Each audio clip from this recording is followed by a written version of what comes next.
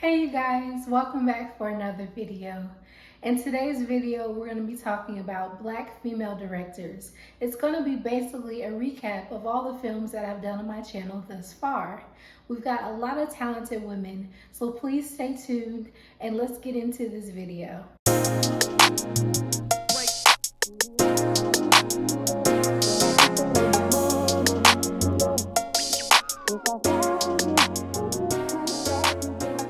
So in case you haven't watched already, please go back and watch some of my reviews. I've done some reviews on some talented directors and they should be notified as soon as you watch their films. At them wherever possible. No, I'm just kidding. But really, these films are powerful films. They have great stories and compelling actors and characters that really pave the way for people like me. We'll be highlighting pioneers in this film. We'll take a deep dive into their life and their journey and their achievements. And we also will talk about some of the up and coming filmmakers that I talk about on my channel already. So the women that we want, the pioneers that we want to focus on today are first, Tessie Souders. Tessie Souders was the first African American to direct a feature film in 1922 for her movie A Woman's Error. The film was distributed by the African American Exhibitor Company. This company was based in Kansas City. So there's not a lot of work, there's not a lot of documentation of the actual film that she created, but there was a Billboard magazine article basically showcasing her work. And in that article it says, "A Woman's Error was the first of its kind to be produced by a woman of our race and has been passed on by the critics as a picture true to Negro life." So this film has been advertised, but it wasn't found. Again, her name is Tessie Souders. The next pioneer that we're going to be talking about is Euzhan Palsy. Euzhan was born January 13th, 1958. She was born in Martinique, France. Take a look at the point that she makes when she receives her Oscar. It's an honor for me to be here tonight on behalf of a pioneering director, Euzhan Palsy. Because I am a filmmaker.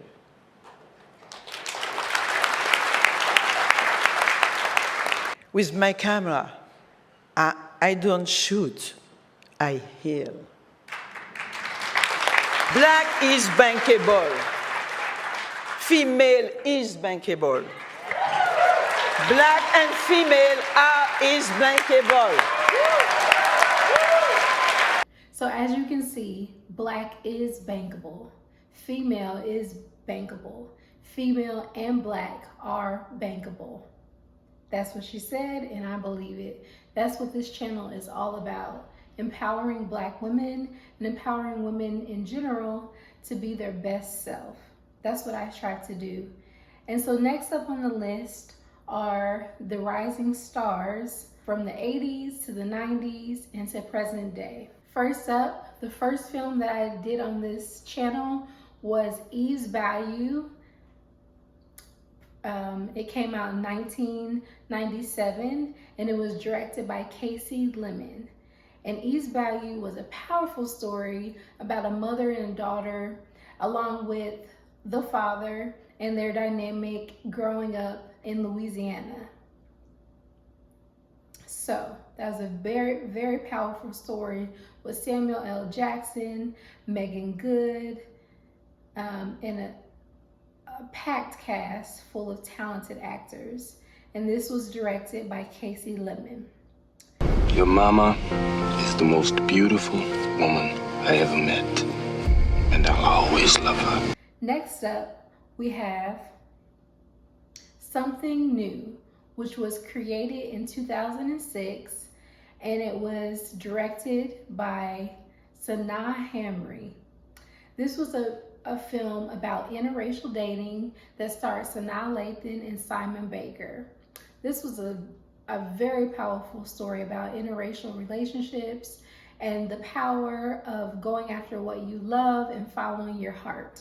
He doesn't have to make a lot of money so long as he's got a job, no kids, good teeth. He just has to be taller than me, college educated, and not crazy. Are you asking me out on a date? I don't even like hiking. Or dogs. There's a whole list. You have no idea. My hair! Don't think this is going any further because it's not. You did what? With who? Well, Candy. Next up, we have Candyman. Candyman came out in 2021 and it was directed by Nia DaCosta. This film was a remake and I thought it was okay, only because this is not my genre of choice, but she did an excellent job. Excuse me. She did an excellent job in directing the film, so you should look out for Nia DaCosta. Out here looking for Candyman. I say we found him. If we say his name 5 times, Candyman, we could summon him. Hell no. And I'll also be doing a film review. She's directing The Marvels, which is coming out November the 11th, I believe. So stay tuned for that. Next up, we have The Woman King. The Woman King came out in 2022, and this was directed by Gina Prince-Bythewood. There was a plethora of films that I could have chosen, but I felt like this film was very powerful, very cinematic, and very, what is the word I'm looking for? Very action-packed. It's about war and about humanity and about these women warriors. And I thought that this was a perfect piece to get into. Next up, we have Praise This, which came out in 2022, and it was directed by Tina Gordon. Now, this was the one that I loved. This was like one of my favorite ones. Addition to Something New by Sanaa Hamri, Praise This was another one of my favorites because it was a lighthearted film about a character. What was her name? Her name was, oh gosh, played by Chloe Bailey, and it was a film about a girl living out her singing ambitions and going against the grain. Even though her father didn't want her to become a singer, she really found her faith in the church that she attended and gained some new friends. Here you are. We're cousins, Jess. Cousins, sisters. It's the South. It doesn't even matter. So this is our church. I am starting to feel the spirit.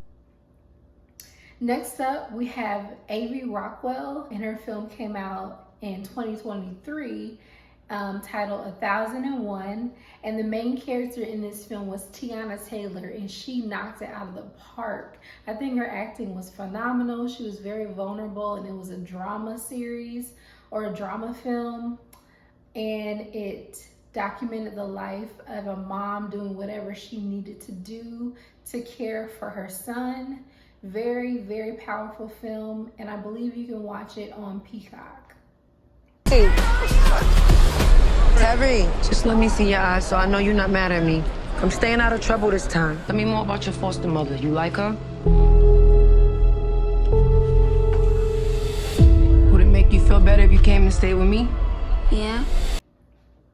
Next up, the last film that I reviewed was Donyale Luna, Supermodel, and it was directed by Nialah Jefferson. And this film was my first documentary that I reviewed, but it was basically going over the life of the first Black model to grace a cover of British Vogue and Harper Bazaar.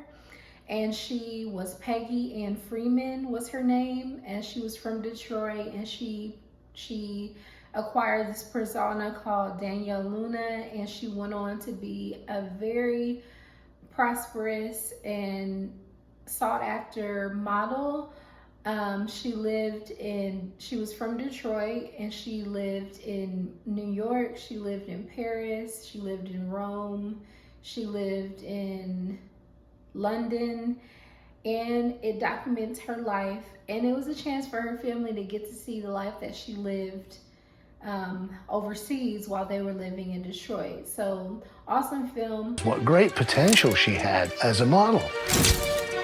I said, if you're ever in New York, give me a call. He knew something that I didn't know. To go to New York was like Alice in Wonderland. People would literally stop, her face red from blocks away. I have to pause for a moment and recognize Julie Dash for Daughters of the Dust. Life, child, the beginning of a new life. As we cross over to the mainland, it doesn't mean we don't love you. How you can leave the soil, this soil. Because we something.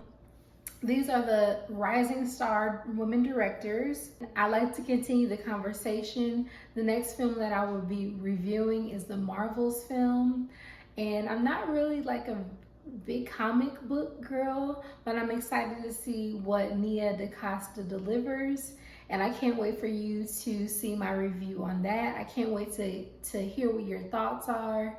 And I look forward to continuing this conversation. Be sure to comment down below on the Black directors, women directors that I've forgotten. And they are coming soon. I know there's quite a few women on here that did not make the list from the films that I've reviewed so far. But I can't wait to hear who I should review next. And stay tuned. I'll see you in the next one. Bye, guys.